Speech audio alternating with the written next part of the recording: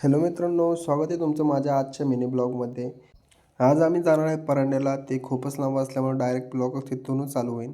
आता आधीमध्ये थांबून काय ब्लॉग चालू करणार नाही. अशक्य झाला तर चालू करेलच. मित्रांनो, आम्ही आलो आता करमाळ्यामध्ये. थोडा वेळ थांबलो तुम्ही नाश्त्यासाठी. तर नाश्ता करता करता हा चौक दिसला मला. ह्या चौकाचं नाव काय मित्रांनो नक्की कमेंट करून सांगा. ज्याला दोन्ही साईडने रस्ते आहेत आणि मध्येच बंद आहे. तर मित्रांनो, आलो आम्ही आमच्या जागेवरती म्हणजे स्पॉटवरती लिकीच्या. तर मला तेवढंच कळलं की ते माकडे पण असतात. कारण पप्पाने सांगितलं तू बाहेरच थांब, आपल्या सामानावरती ध्यान दे, कारण ते माकडे येत असतात. तेवढंच मला दिसले काय.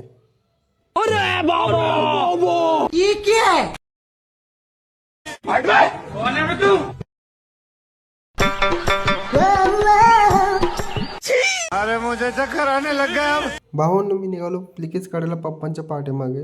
तर पुढचा ब्लॉग लिकेज काढून झाल्यानंतर आम्ही घेतलं सामान आवरायला. सामान बांधून झाल्यानंतर पप्पांना आला शेतकऱ्याचा फोन. त्यांनी बोलवलं होतं घरी.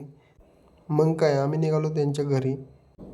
त्यांची भेट घेतली आणि भेट घेतल्यानंतर आम्ही आमच्या देशाने निघालो, म्हणजेच घरी निघालो. भावांनो, भेटू उद्याच्या एका नवीन ब्लॉगमध्ये.